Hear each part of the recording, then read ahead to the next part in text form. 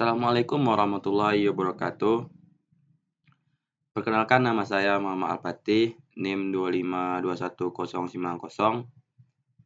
dari program studi Pendidikan Teknik Informatika dan Komputer. Di sini saya ingin menyampaikan suatu presentasi, yakni tentang jaringan nirkabel. Baik, kita masuk kepada materi yang pertama.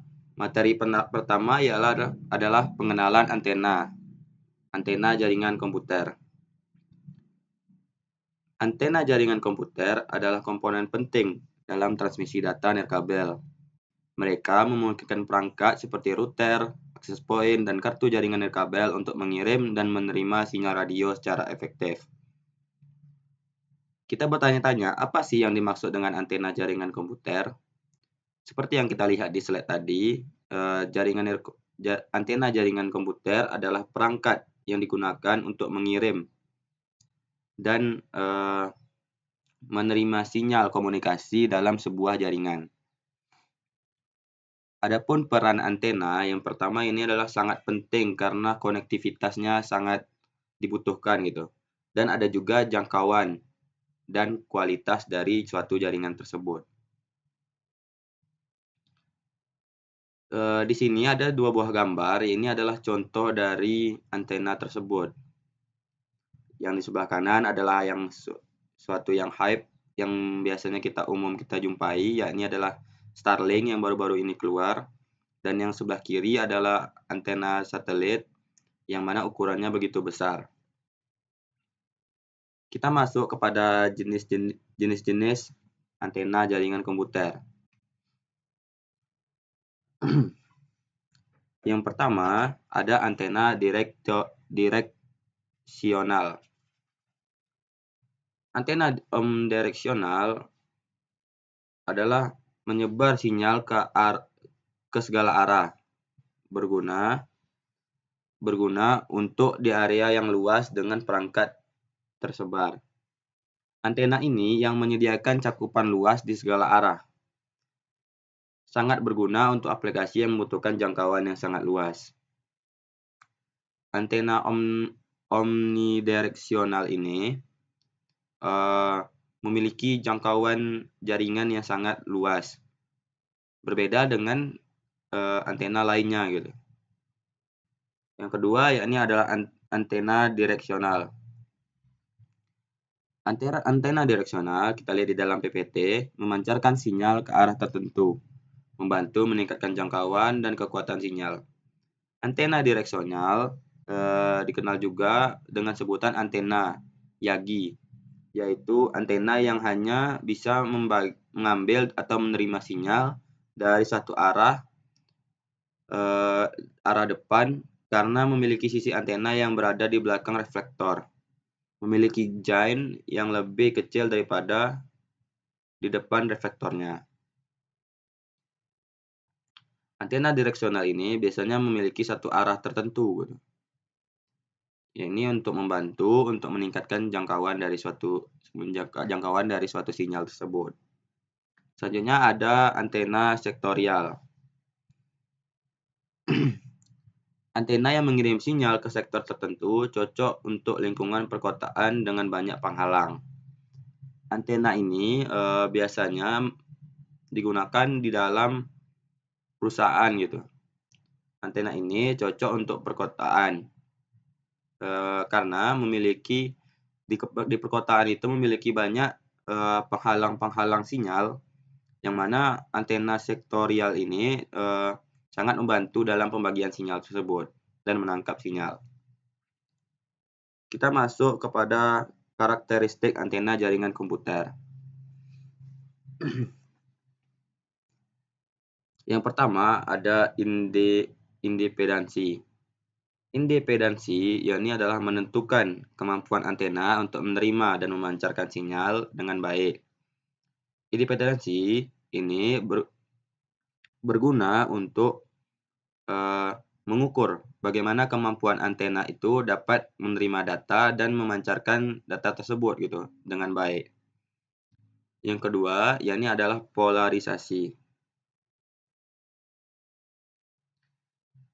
Polarisasi adalah arah osilasi gelombang elektromagnetik yang dapat vertikal, horizontal, atau sirkular. Atau polarisasi adalah sebuah antena memiliki arah orientasi gelombang elektronik yang dipancarkan atau yang diterima gitu. Jadi polarisasi ini adalah suatu arah gelombang kemana gelombang jaringan internet itu berjalan. Selanjutnya ada bandwidth. Adalah rentang frekuensi yang dapat ditangani oleh antena secara efektif. Selanjutnya ada gain. Ini adalah kemampuan antena untuk memperkuat sinyal yang terima atau dipancarkan. Gain yang kita sebutkan tadi adalah suatu kemampuan dari suatu antena tersebut, yang mana gain ini untuk memperkuat suatu jaringan yang ada pada antena nantinya.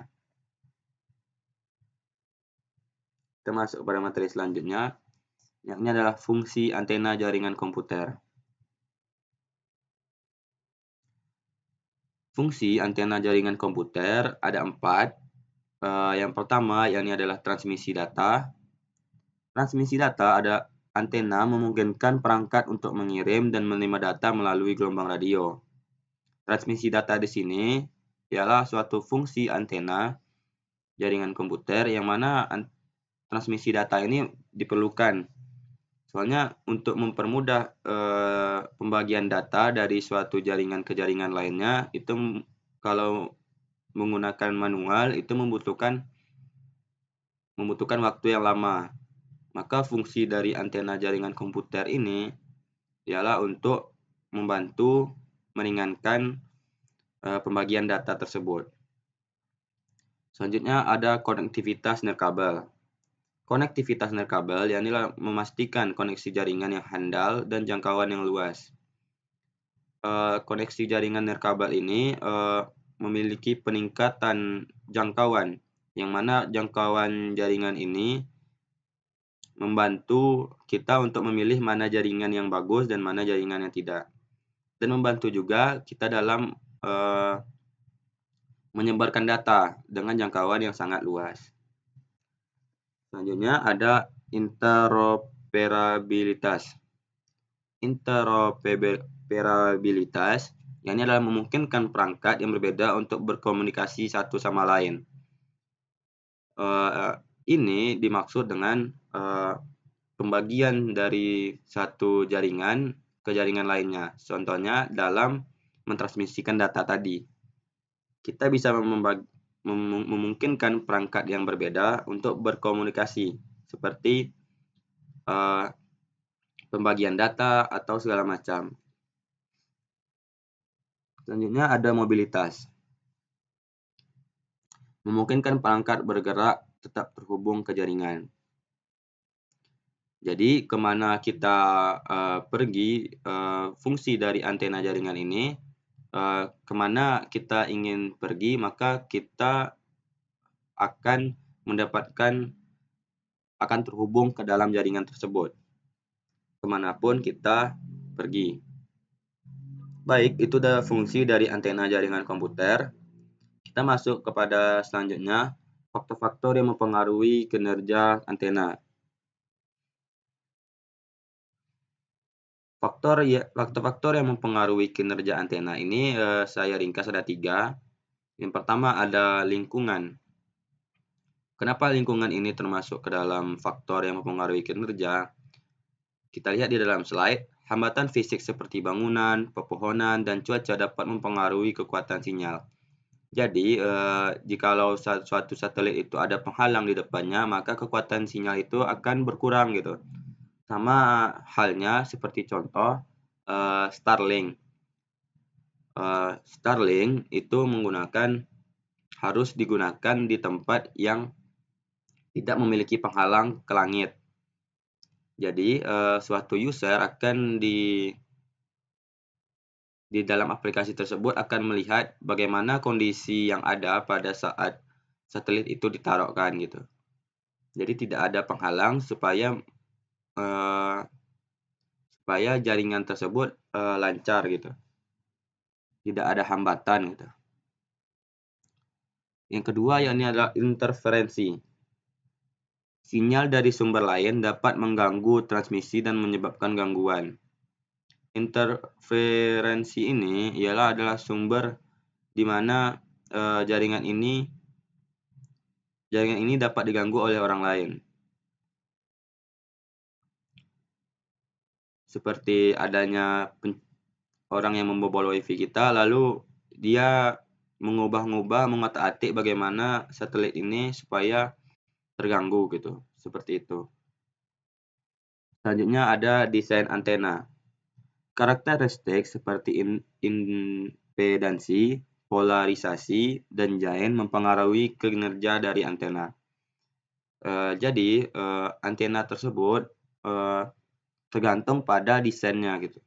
Jadi semakin besar antenanya, maka daya tangkap dari suatu jaringan itu ke satelit, maka itu akan semakin tinggi. Dan jikalau semakin kecil, maka kemungkinan untuk menangkap sinyalnya itu rendah, tergantung bagaimana orang yang mendesain antena tersebut. Baik, itu aja faktor-faktor mempengaruhi kinerja antena. Selanjutnya kita masuk kepada pemasangan dan konfigurasi antena jaringan. Yang pertama, kita menentukan posisinya. Bagaimana posisi ini, apakah strategis dan apakah memiliki penghalang, dan apakah data yang ingin diambil itu tidak terhalang oleh benda-benda lainnya. Kita lihat di slide, posisi menentukan lokasi yang strategis untuk memaksimalkan jangkauan dan kekuatan sinyal. Jadi, posisi ini berpengaruh kepada kekuatan sinyal dan jangkauan yang didapat oleh antena ini. Selanjutnya ada konfigurasi, yakni menyesuaikan pengaturan antena seperti sudut elevasi, arah, dan daya output. Konfigurasi ini biasanya user melihat bagaimana antena ini dapat berjalan dengan baik, yakni seperti arah dan daya output yang ada untuk menjalankan suatu antena tersebut, supaya tidak adanya kekurangan daya dan tidak adanya kekurangan dari pengambilan data tersebut. Selanjutnya ada interkoneksi, yakni menghubungkan antena ke perangkat jaringan yang benar.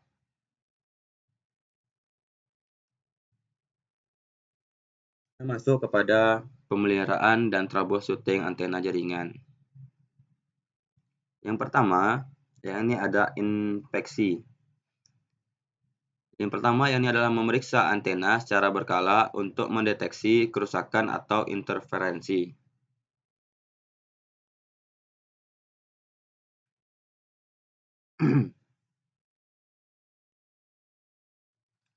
Yang kedua yakni adalah pembersihan. Yakni membersihkan antena dari debu, kotoran, hambatan fisik.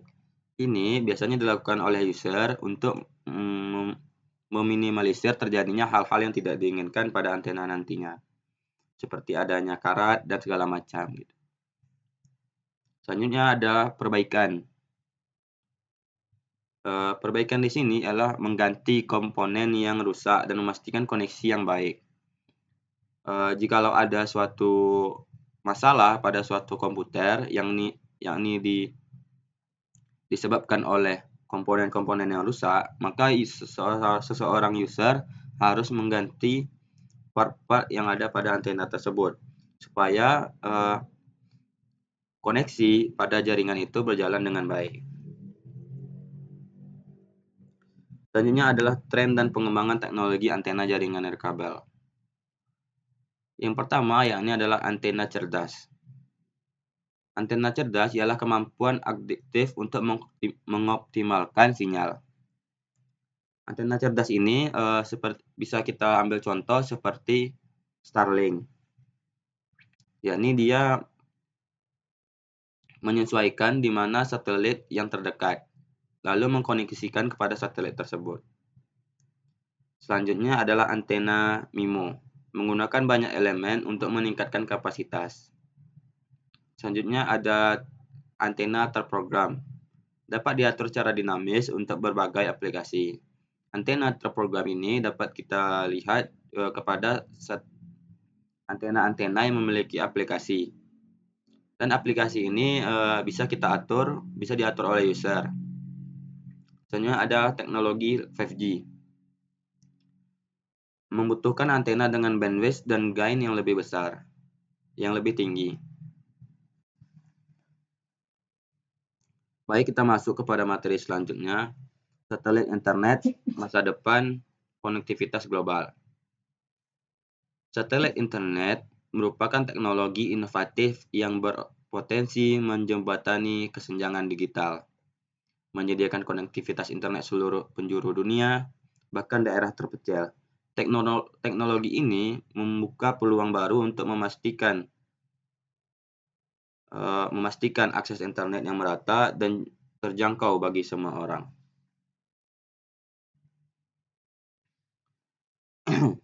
Satelit internet ini sangat membantu untuk kita mendapatkan jaringan di suatu daerah terpencil, di mana masih banyaknya daerah-daerah yang belum terjamah oleh jaringan.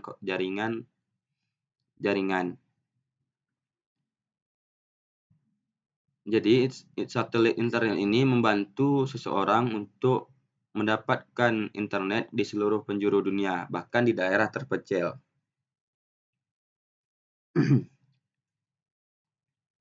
Teknologi komunikasi yang menggunakan jaringan satelit untuk menyediakan akses internet ke berbagai wilayah, termasuk daerah terpencil yang sulit dijangkau oleh infrastruktur terestrial. Adapun keunggulan internet satelit,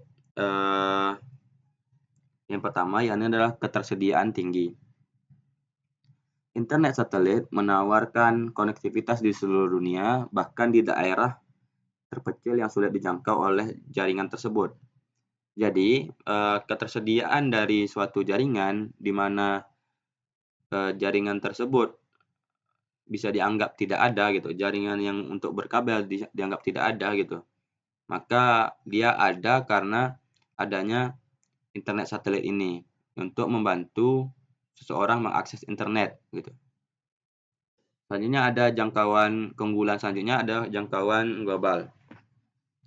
Sistem satelit yang memiliki redundansi menjamin ketersediaan layanan yang konsisten, bahkan saat terjadi bencana alam atau gangguan sinyal.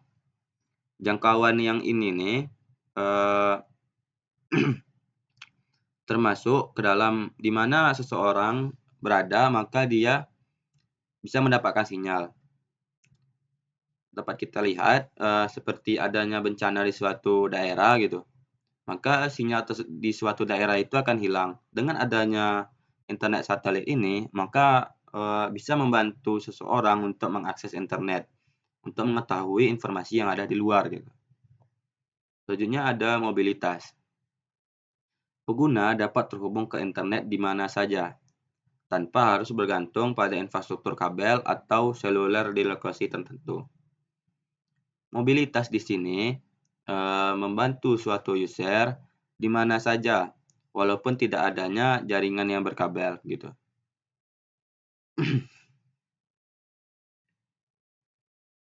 Kita masuk kepada sejarah perkembangan satelit internet.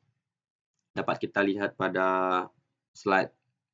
Yang pertama ini adalah pada tahun 1990-an, di mana awal konsep satelit internet diperkenalkan dengan proyek pioner seperti Iridium dan Globalstar. Kita masuk kepada 2010-an, kemajuan teknologi membuat satelit internet semakin terjangkau dengan adanya proyek-proyek ambisius seperti Starlink dan OneWeb. Jadi Starlink itu sudah ada pada tahun 2010. Selanjutnya ini adalah masa kini. Satelit internet semakin matang dan diterapkan secara luas, menjangkau wilayah-wilayah terpencil di seluruh dunia. Masa kini sudah banyak orang-orang yang menggunakan internet satelit, di mana internet satelit ini sangat berguna bagi seseorang dalam menghubungkan internet gitu.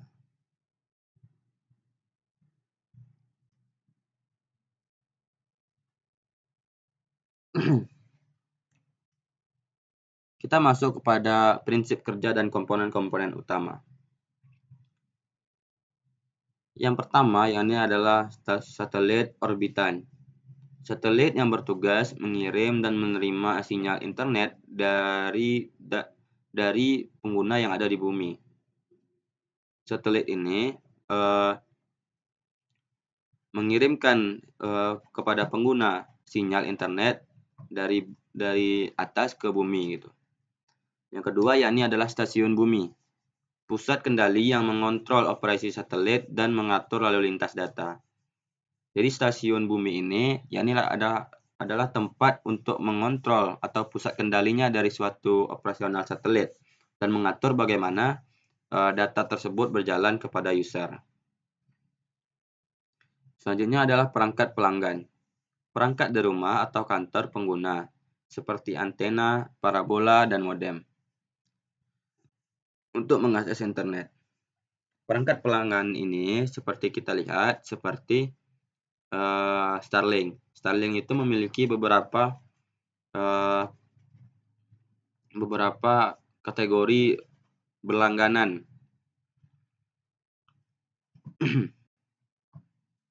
Baik, kita masuk kepada selanjutnya.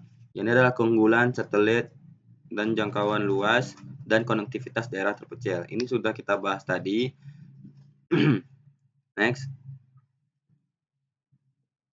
Kita masuk kepada tantangan implementasi satelit internet. Yang pertama, yang ini adalah biaya, intervestasi tinggi. Selanjutnya, yang kedua adalah latensi atau waktu tunda. Yang ketiga adalah tantangan regulasi.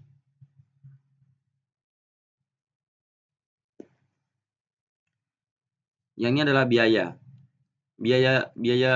Biaya untuk membangun suatu satelit itu memerlukan investasi yang sangat besar, terutama untuk peluncuran satelit dan pembangunan stasiun di bumi. Dengan adanya biaya investasi tinggi ini, maka ini adalah menjadi suatu tantangan bagi seseorang yang ingin membuat internet satelit ini, karena biayanya yang sangat tinggi. Selanjutnya ada latensi atau waktu tunda. Latensi atau waktu tunda ini adalah jarak antara satelit dan pengguna yang ini menyebabkan latensi yang relatif lebih tinggi dibandingkan internet di darat. Selanjutnya adalah tantangan regulasi. Perlu ada regulasi yang memadai untuk mengatur penggunaan frekuensi dan orbit satelit yang efektif. Regulasi ini memiliki suatu spesifikasi di mana untuk mengkoneksikan suatu jaringan, frekuensi ini apakah efektif atau tidaknya pada orbit satelit tersebut gitu.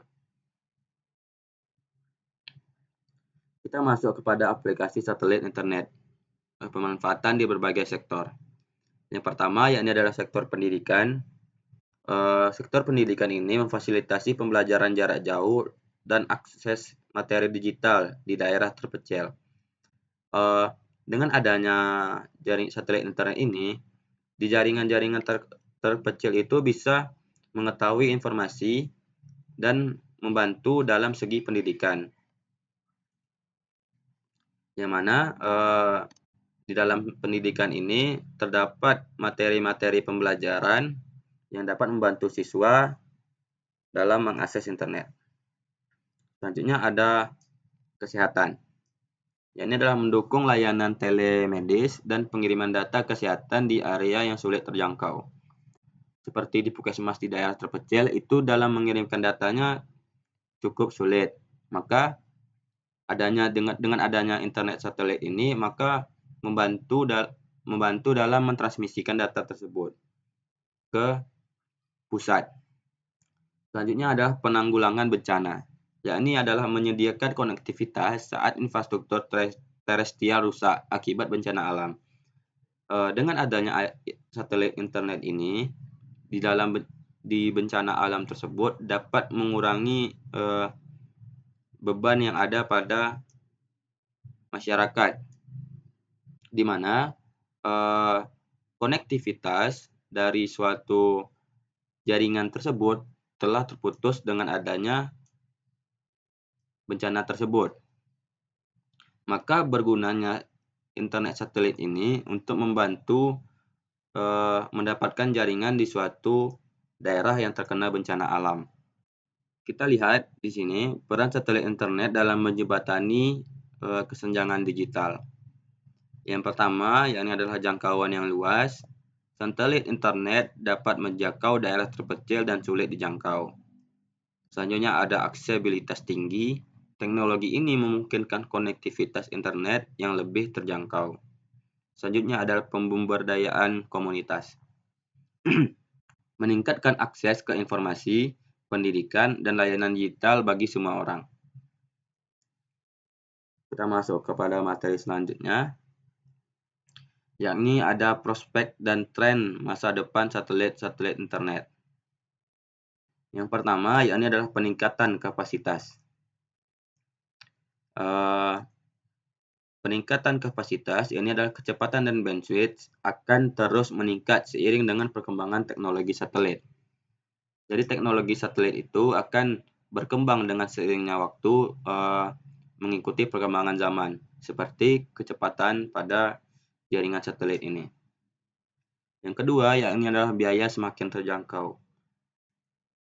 Dengan adanya inovasi dan skala produksi yang lebih besar, akan menurunkan biaya layanan. Seperti yang kita ketahui, satelit internet ini memiliki biaya yang sangat mahal gitu. Dengan perkembangan zaman nanti, dengan seiringnya inovasi, maka akan menurunnya biaya layanan ini nantinya. Yang ketiga, yakni adalah pengaturan regulasi yang lebih baik. Pemangku kepentingan akan mengembangkan kerangka hukum yang lebih komprehensif. Kita masuk kepada materi selanjutnya, yakni ada jaringan seluler. Jaringan seluler adalah sistem komunikasi nirkabel yang membagi wilayah cakupan menjadi sel-sel kecil.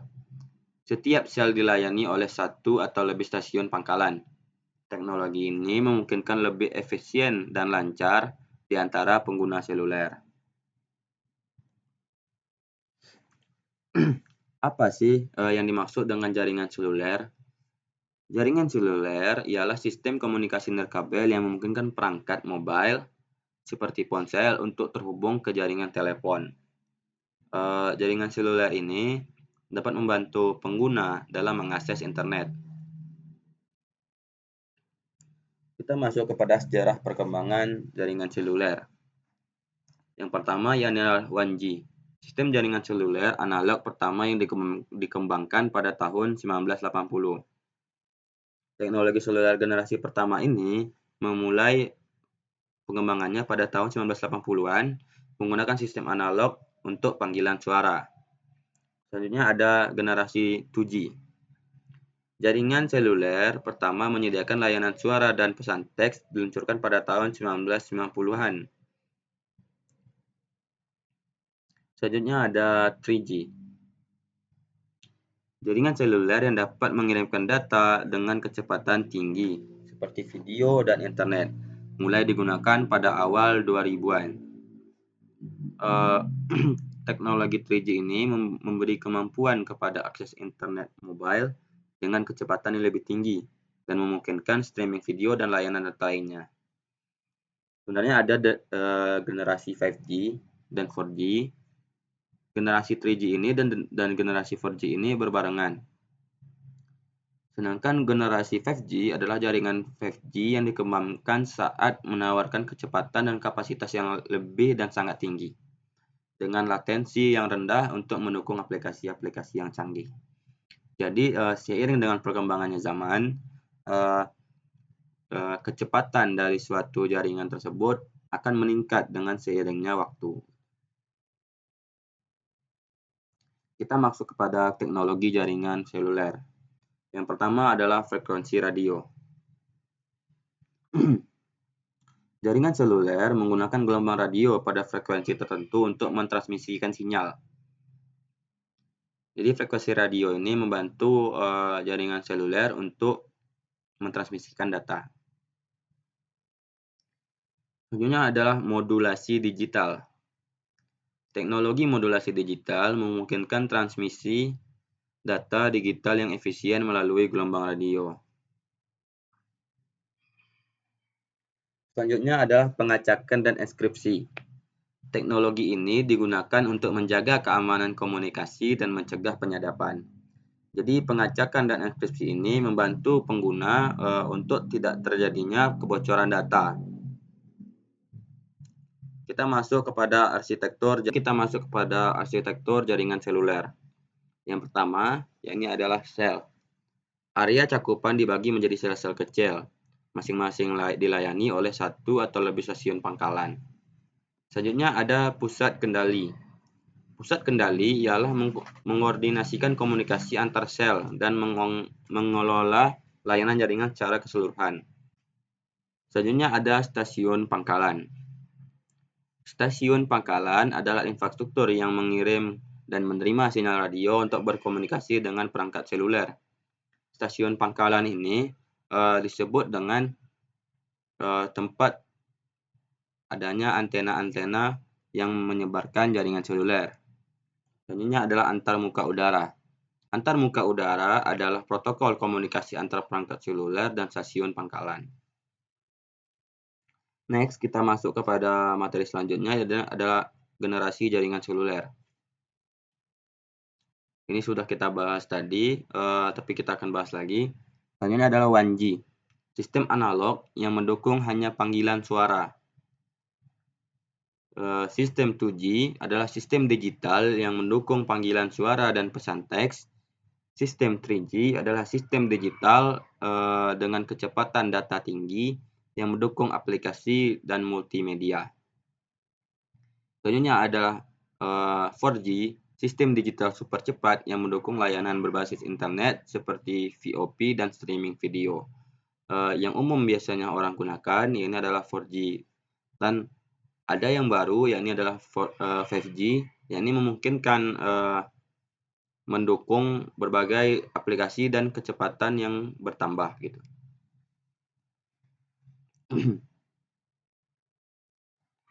Selanjutnya ada standar dan protokol jaringan seluler.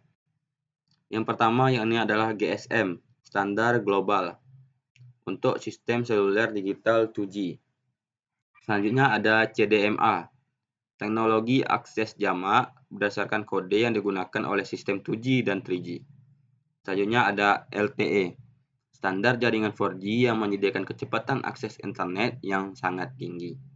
Selanjutnya ada 5G, generasi terbaru, yakni jaringan seluler dengan kecepatan dan kapasitas dan latensi yang rendah dan sangat tinggi. Yang umum orang gunakan yakni adalah LTE. Kita masuk kepada aplikasi dan layanan jaringan seluler. Yang pertama yakni adalah panggilan suara, memungkinkan seseorang untuk melakukan suatu percakapan dengan suara. Selanjutnya ada pesan teks. Ini pengiriman pesan singkat antar pengguna seluler, seperti SMS dan lainnya.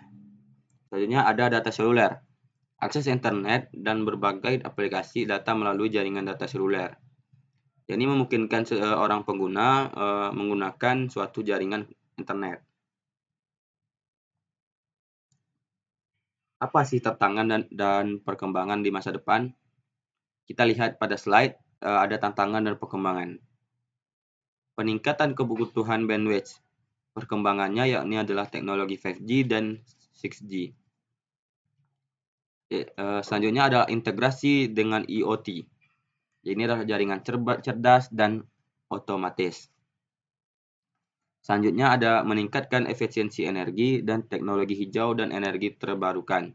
Selanjutnya ada tantangan selanjutnya adalah keamanan dan privasi. Perkembangannya yakni adalah enkripsi dan autentifikasi yang canggih.